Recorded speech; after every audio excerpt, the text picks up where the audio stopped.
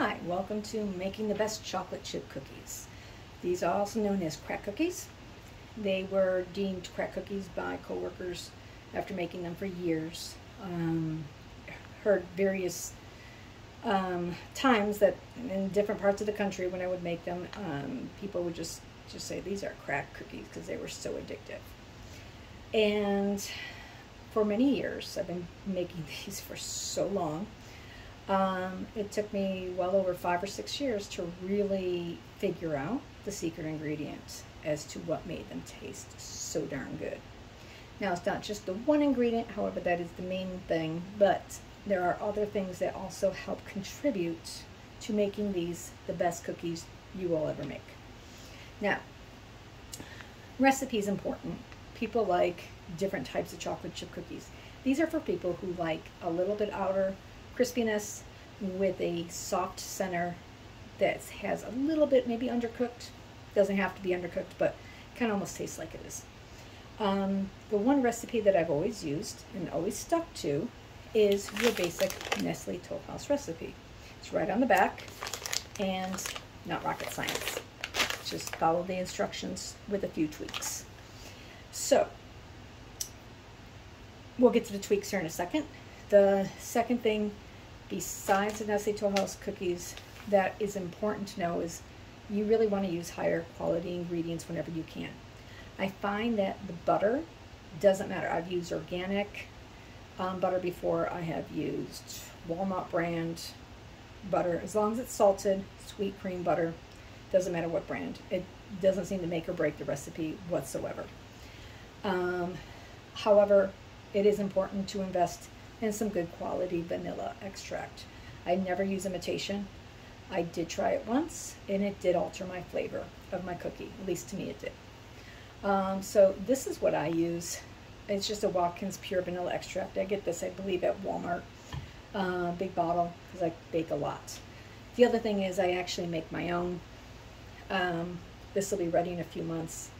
High quality, good stuff. Sea salt.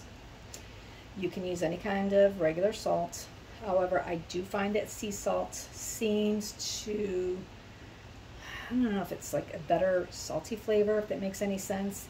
I used to find one. We don't want to use coarse salt in this at all.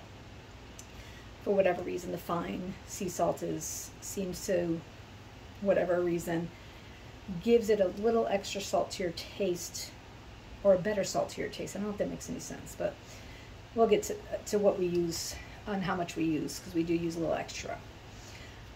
I use quality eggs. You also want to make sure they're large eggs. You don't want jumbo, you don't want small, medium. The calls for large eggs, you use large eggs because it has a certain amount of liquid in it and it has binding capabilities, and you don't want to mess with that with using a different size eggs. I get large eggs from my own chickens in my own barn, so I use those. The fresher the better. Eggs will bind and hold your cookie together. I have found in the past that if I used really like almost expired eggs, that my cookies came out much flatter. And the other thing that can cause your cookies to be flat, just so you know, is temperature in the room. If it's, yes, you have to soften your butter to mix it, but sometimes if you kind of let the cookie dough sit for a little while, or towards the end, your cookies get really flat. It's because that butter has really liquefied almost. And what you want to do is put your cookie dough in the refrigerator for about an hour or so, and that's usually enough, especially during the hot summer months. Any other time of the year, I don't really have to worry about it. So that is important to know as well, is to make sure, you know, if you don't want flat cookies, you're using higher quality, very recent eggs. Just remember, if you buy them from the store, they can be as old as 2 weeks old already. My eggs are 2 days old usually when I use them, so they're pretty higher quality. My cookies come up pretty good thickness. So we're going to move on to the tweaks. I do use a little more extra vanilla. It calls for a teaspoon. I use a teaspoon and about a quarter. So I will increase it by either a quarter, sometimes up to a half a teaspoon extra. It's actually, I just kind of go by sight. I pour in a teaspoon and I kind of go over that. salt. I really don't know if it's a quarter, but it's never, I don't think more than half a teaspoon more. It just gives it a little extra vanilla flavor, which I like. I also use a little extra salt. Same thing, calls for a teaspoon. I go over by about an eighth to a quarter teaspoon of extra salt. Play around with it. It kind of evens out with that salt and sweetness. Adding just that little bit of extra salt really seems to really help that flavor. I have actually added too much salt one time and it didn't taste too good. I think it was like more than half a teaspoon extra. It was by accident. And I thought, well, shouldn't really hurt the cookie too much, but it did.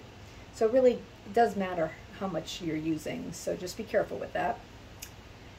The other thing I do use, and this is important, is I don't scoop with just a teaspoon. I don't eyeball it. all my cookies are uniform because I use an ice cream scooper. And I use a large one. I have tried small ones. I have tried with the medium ones. And I don't have a size for you because I really don't know, because I eyeball it when I go to the store. They almost look similar. This one's a little bit smaller, and I can use this one. But I prefer the bigger ones. And believe it or not, people have told me that my smaller cookies don't taste the same. That they, for whatever reason, have a different taste to them. They don't taste as good. And I think it's a texture thing. When they're bigger, when the cookie spreads out more, the edges become crispier.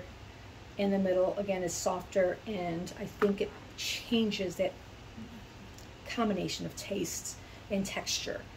And that seems to be what really helps drive the cookie taste as well, is making them bigger.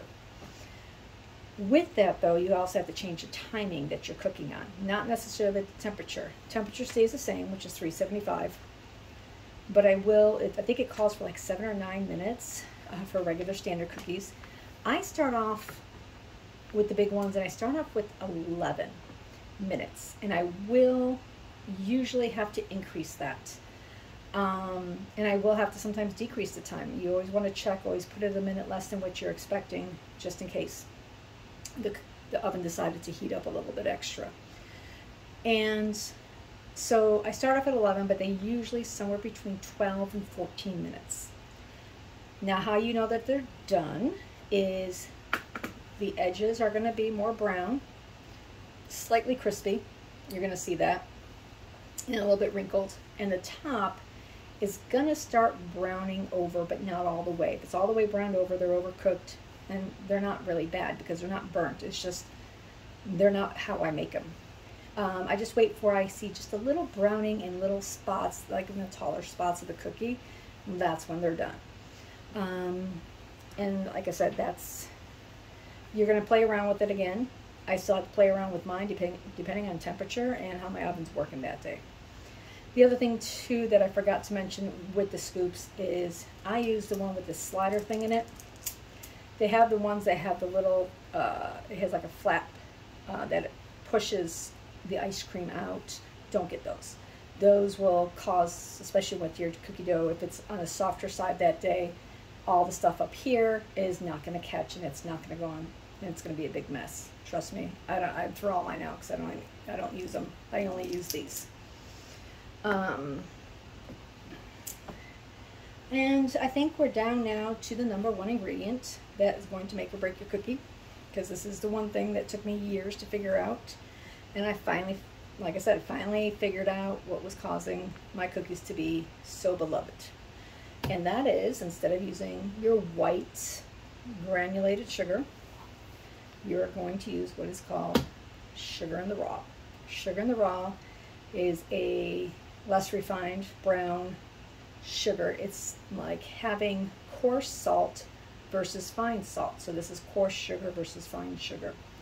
This gives it the extra burst of sugar flavor when you're biting in. It gives a little crunchiness, and let me tell you, makes your cookies amazing. This can go for your chocolate chip. This can go for any cookie you make. I use this all the time, and it really makes my cookies stand out big time. And so it's important. It's the same, it's like 3/4 cup. It's the same amount. You don't want to increase or decrease any other ingredient other than what I have said. But this is going to be your number one right here. And what you also might want to do too is play around with different chips. I do peanut butter with chocolate chips. People love that. I do white chocolate chips. I do butterscotch chips, which are really good. M&M chips, for what, like I said, they all need the same ingredients. You just add the chips in differently, and then again, time on the cookies are going to be about the same. So those are all my key secrets to how I make amazing cracked chocolate chip cookies. So if you have any questions, or you have questions on other types of baking goods, just go ahead and shoot me a comment, and hopefully I'll bring you some more tips here in the near future.